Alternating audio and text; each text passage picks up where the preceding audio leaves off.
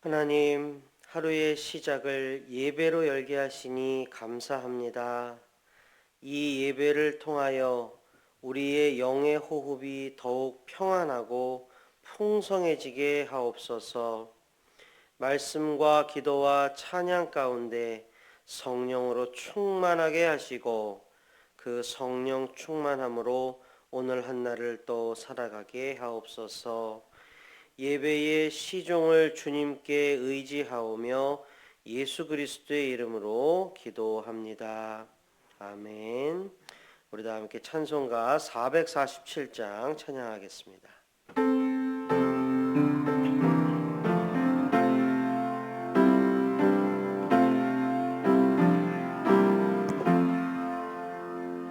이 세상 끝날까지 주 섬겨 살리니 내 친구 되신 주여 늘 함께 하소서. 주 나와 함께 하면 전쟁도 겁없고 주 나를 인도하면 늘 안심하리라. 저 영광 빛난 곳을 주 허락했으니 그 허락하신 곳을 늘 사모합니다. 끝까지 쉬지 않고 주 따라가리니 주 넓은 사랑으로 늘 인도하소서.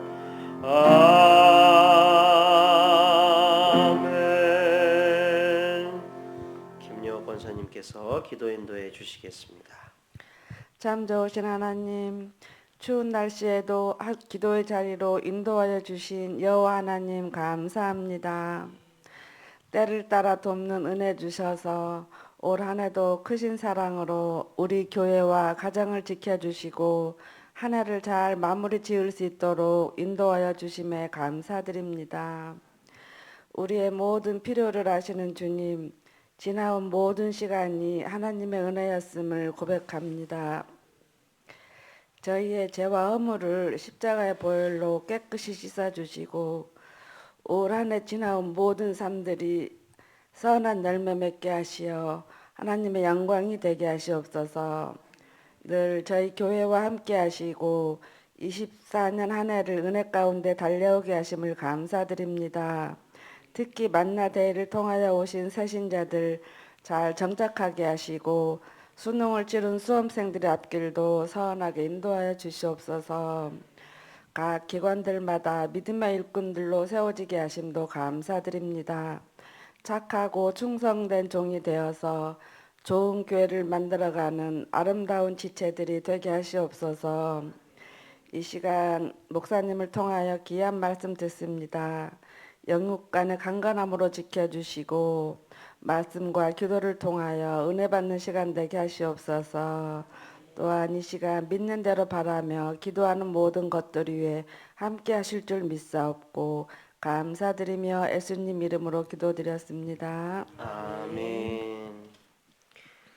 이 새벽 우리에게 주신 하나님 말씀 디모데후서 4장 9절부터 22절까지의 말씀입니다. 저와 한 절씩 교독하시고 마지막 절은 함께 읽도록 하겠습니다. 너는 어서 속히 내게로 오라. 디마는 이 세상을 사랑하여 나를 버리고 데살로니가로 갔고 그레스게는 갈라디아로 디도는 달마디아로 갔고 누가만 나와 함께 있느니라. 내가 올 때에 마가를 데리고 오라. 그가 나의 일에 유익하니라. 두기고는 에베소로 보내었노라. 내가 올 때에 내가 드로아 가보의 집에 둔 겉옷을 가지고 오고 또 책은 특별히 가죽 종이에 쓴 것을 가져오라.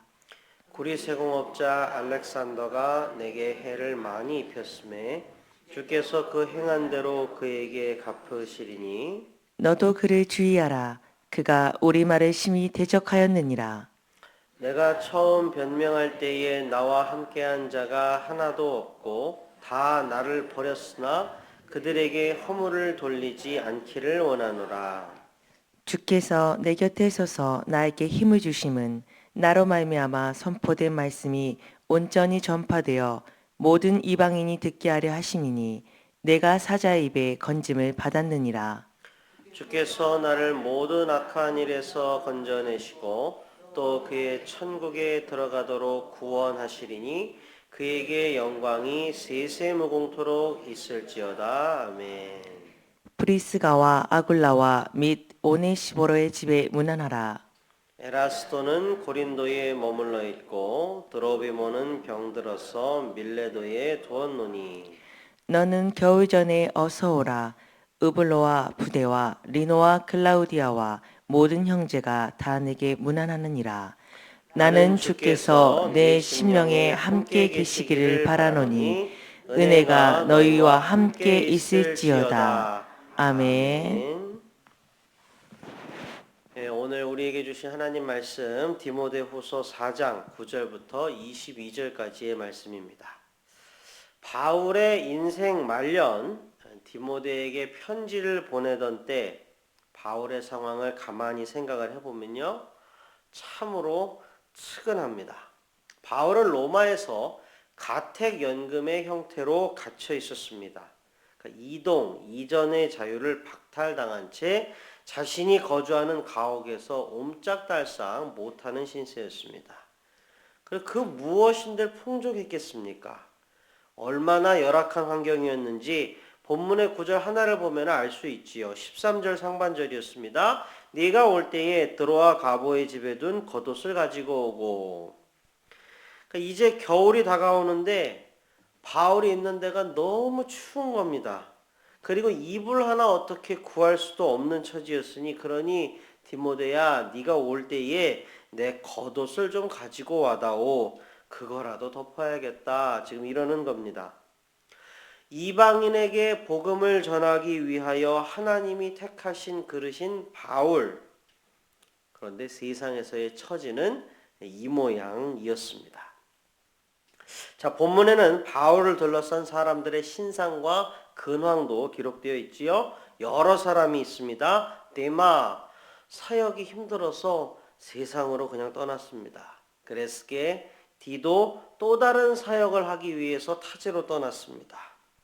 오래 동역을 한 누가는 함께 있었지만 예전에 동역의 관계에서 떠났던 마가, 근데 그를 또 다시 초청하기도 했습니다.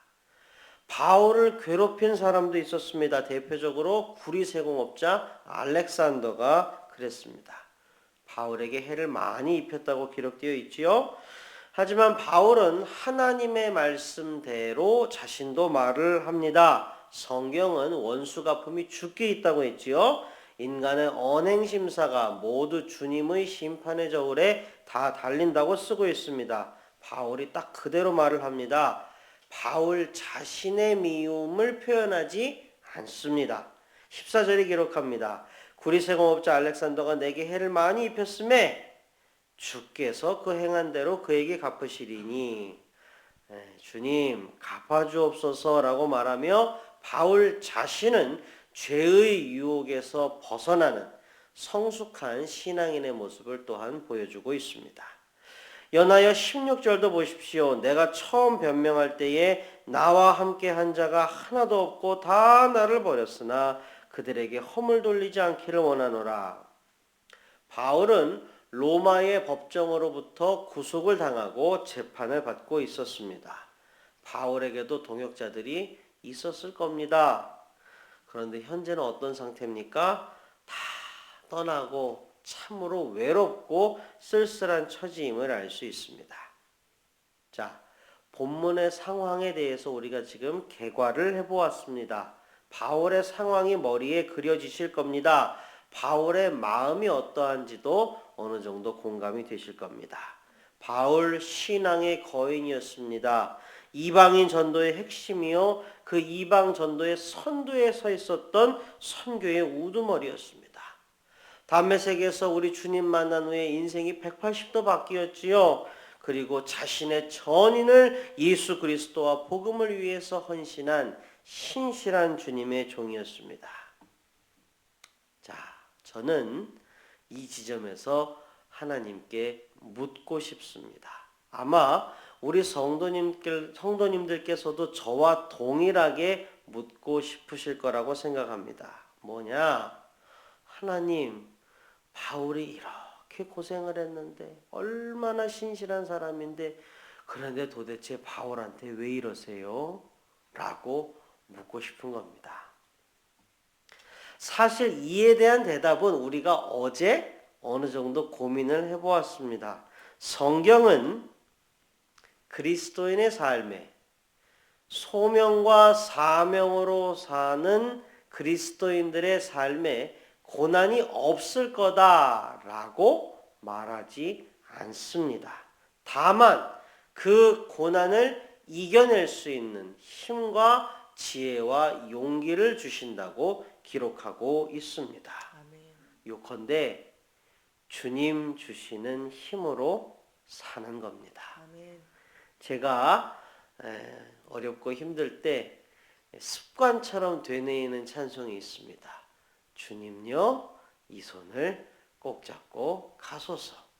그렇게 주님 주시는 힘으로 살고 주님 손 꼭 붙들고 이겨내는 게 우리 그리스도인들의 삶이라고 생각합니다. 자, 본문의 두 번째 단락인 17절 18절이 바로 그 내용을 기록하고 있습니다.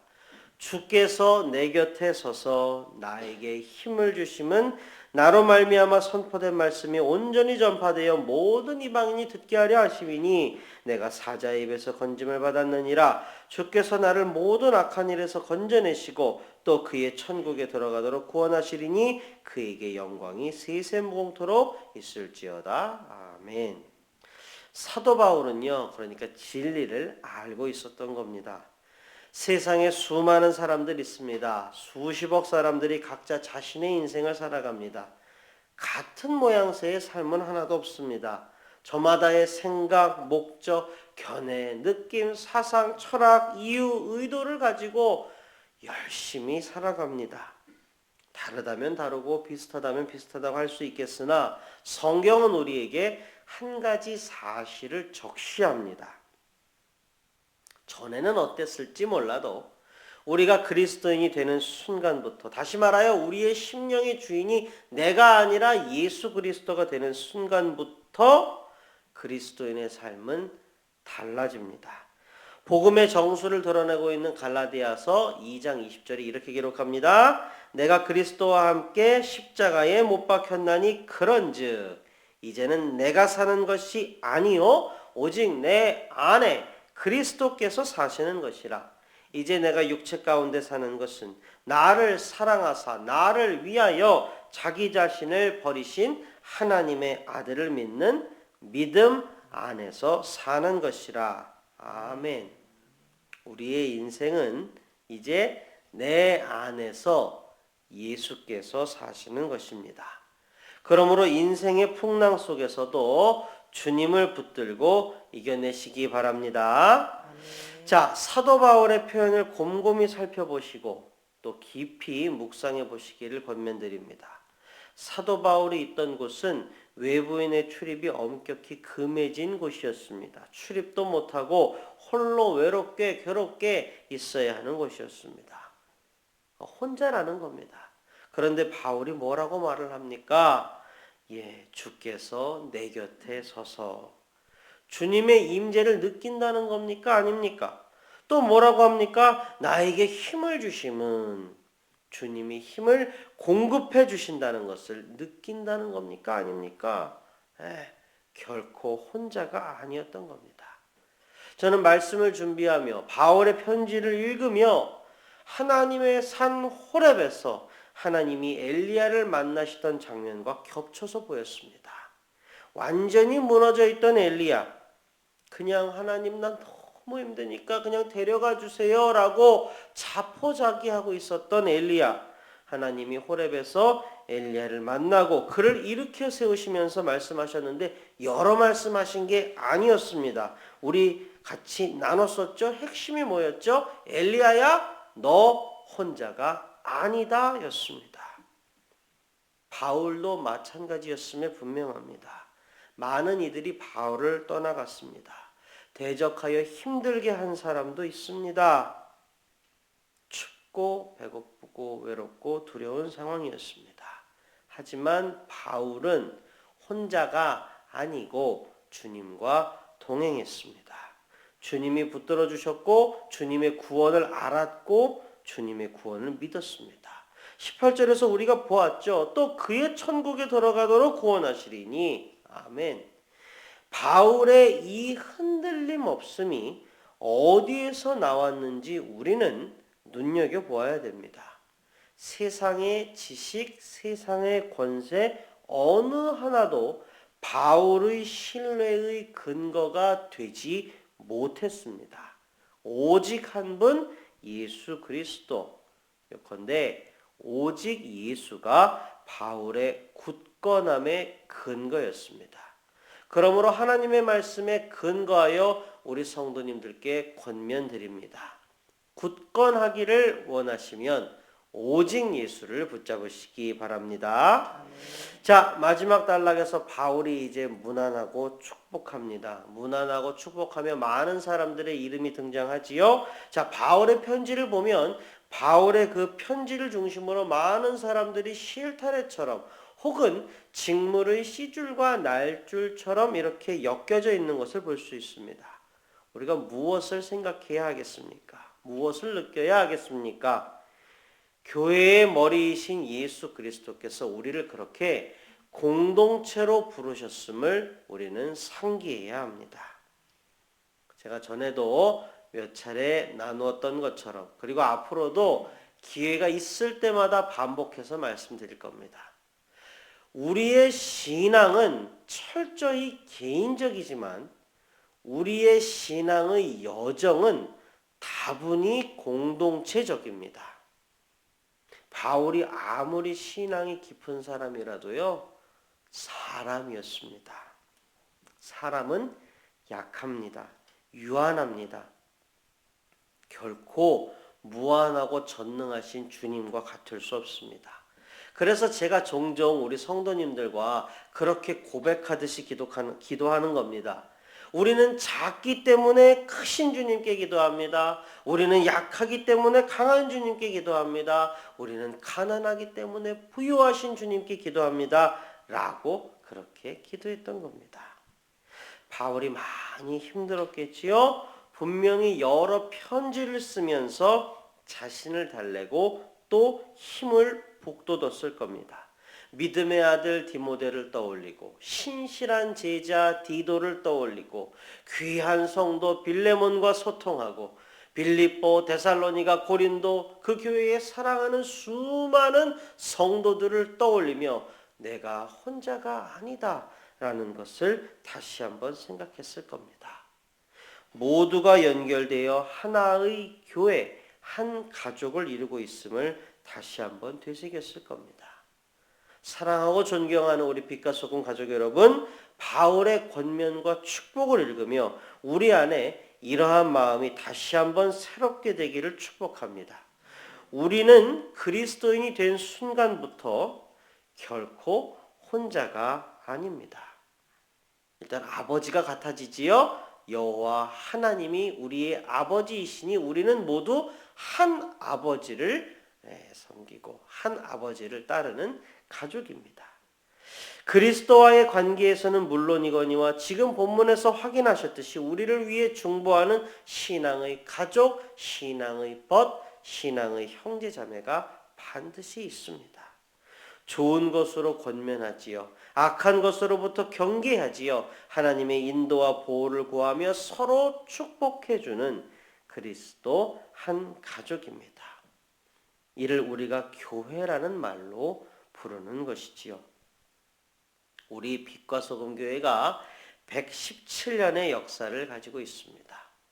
117년 동안 한 가족을 이루어온 공동체, 생각만 해도 엄청나지 않습니까? 그 117년의 역사 동안 얼마나 많은 서로가 서로를 위해 중보한 기도가 쌓여 있겠습니까? 우리가 한 가족인 것을 꼭 기억하시기 바랍니다. 자, 말씀을 맺겠습니다. 바울의 편지는 참으로 진솔합니다. 꾸밈이 없습니다. 매우 힘든 상황이지만 주님 붙잡고 이겨내는 바울의 그 모습이 곧 우리의 모습이기를 축복합니다.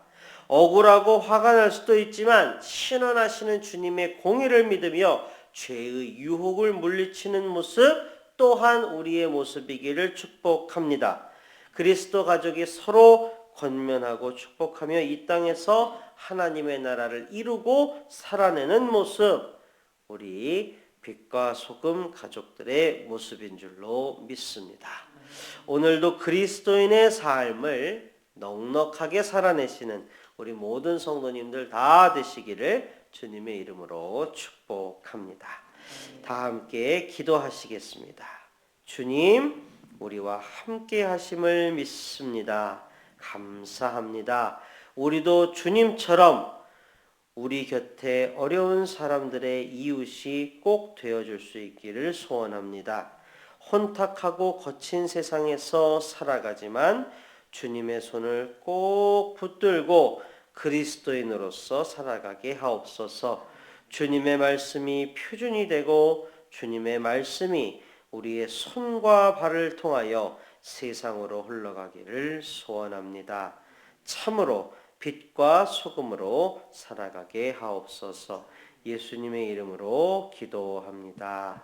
아멘.